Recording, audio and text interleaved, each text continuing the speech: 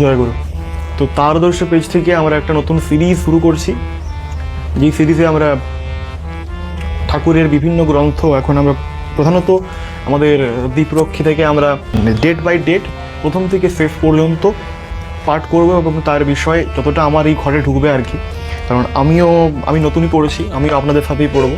যারা আমার সাথে পড়বেন তারা পেজটি ফলো করে নিন, লাইক করুন, শেয়ার করুন, অ্যান্ড ফলো করার মাধ্যমে সাহায্য করতে পারেন, শেয়ার করতে পারেন, যাতে মানুষ এই কথাগুলো থেকে নিজেদের জীবনের যে রসদ সেটা নিতে পারে।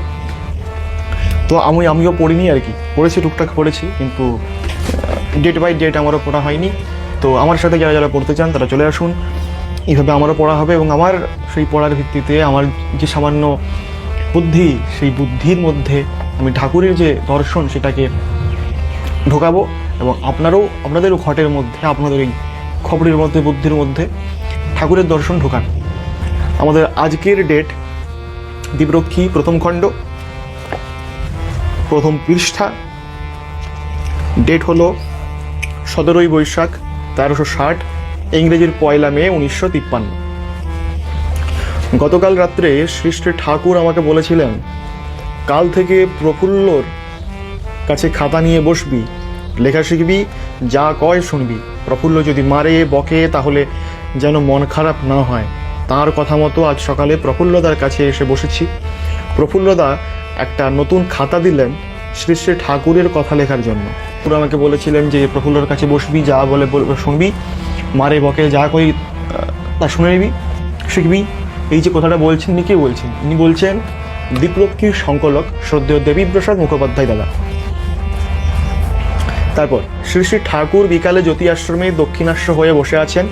ননিদা চক্রবর্তী ব্র্যাকেটে, যতীনদা ব্র্যাকেটে দাস, শরৎদা প্রমুখ জ্যোতিবৃন্দ, মানে ঠাকুরের যে জ্যোতিঋত্বিকগণ ছিলেন সেই জ্যোতিঋত্বিকগণের মধ্যে অন্যতম 3 জন বসে আছেন তার সাথে, ননিদা, যতীনদা এবং শরৎদা।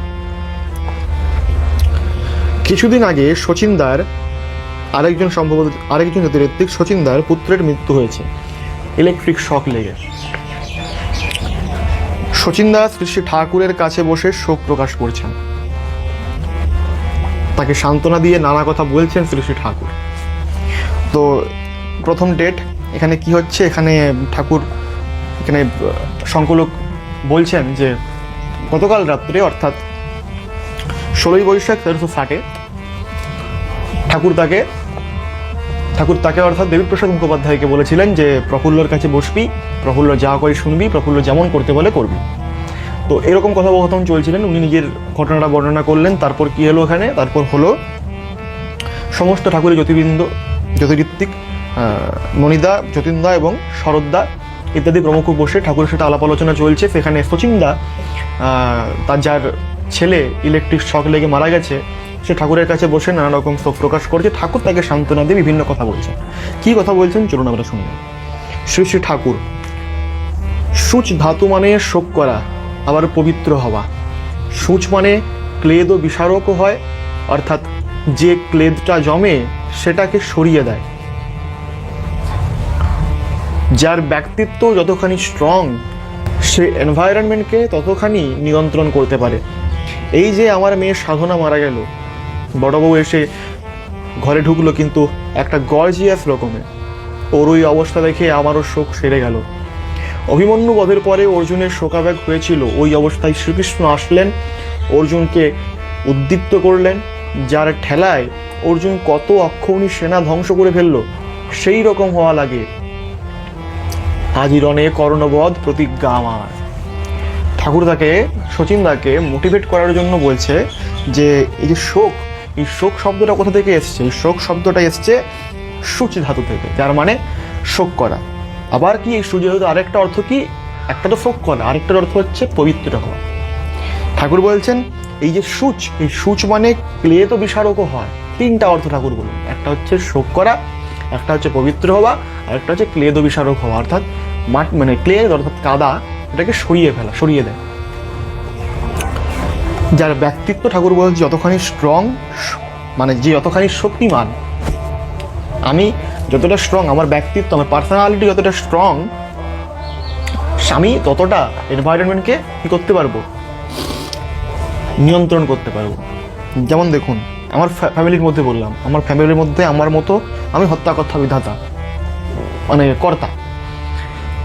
আমি কর্তা মানে কি, আমার যে পার্সোনালিটি সেটা একটা গম্ভীর টাইপের হবে, বা এমন একটা, হয়তো গম্ভীর অর্থে আমরা যেরকম গম্ভীর বলেছি যে মুখ গোমরা করে বসে থাকি, হ্যাঁ এইটা করো ওরা করো, গলার মধ্যে একটা ভারী ভারী ভাব, এরকম নাও হতে পারে। সাধারণ কথা বলতে পারি, হাসি ঠাট্টা করতে পারি, কিন্তু আমি আমার ওই যে পরিবার সদস্য তাদেরকে নিয়ন্ত্রণে রাখলাম। তো আমার পার্সোনালিটি, ঠাকুর বলছে যে তোমার পার্সোনালিটি যতটা স্ট্রং হবে, তোমার যে আশেপাশের পরিবেশ তুমি সেটাকে নিয়ন্ত্রণ করতে পারবে ঠিক ততখানি। আর অর্থাৎ তুমি এই যে শোক করছো, এই শোক করে কী লাভটা হবে? এখন তো তুমি একা শোক করলে তো হবে না, তোমার সাথে কিনা আরও যে তোমার পরিবারের লোক আছে তারাও শোক করছে, এদেরকে সামলাবে কে? তার জন্য তোমাকে স্ট্রং হওয়া লাগবে।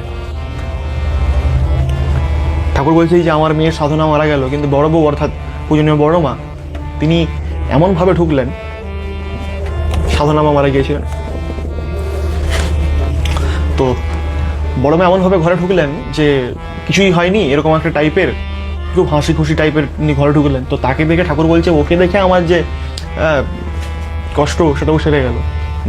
মানে বড় মার মধ্যে, বড় মা যে ঘরের গৃহিণী, যে তার যে দায়িত্ব সবাইকে সামলে রাখা, সবার পরিচর্যা করা। দেখুন এখানে আমি ভুলও হতে পারি, আমার কথার মধ্যে হয়তো এমন কিছু কথা আমি বলে ফেলবো যেটা হয়তো ঠিক নয়, কিন্তু যেটা বলতে চাইছি সেটা আশা করি বুঝতে পারছেন আপনারা কি বলতে চাইছি আর ঠাকুর কি বলেছেন। কারণ বাংলায় তো লেখা আছে, ঠাকুরের কথা আর আমি কী বা বলবো, আমি বলছি কারণ আমার নিজের স্মৃতিতে রাখার জন্য।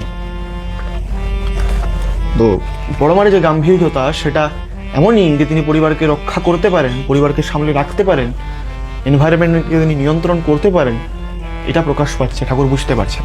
ঠাকুর বলছেন ওকে দেখে আমার যে দুঃখ সেটা কিন্তু কেটে গেল।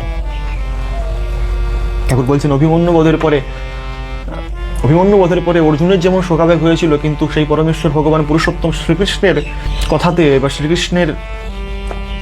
শ্রীকৃষ্ণের মোটিভেশনে অর্জুন সেই শোক ভুলে নাই, সেই শোকটাকে নিজের অস্ত্র করে, সেই শোকটাকে অস্ত্র করে, সেই দুঃখটাকে নিজের অস্ত্র করে সে কত অক্ষৌণী সেনাকে ধ্বংস করে ফেলল।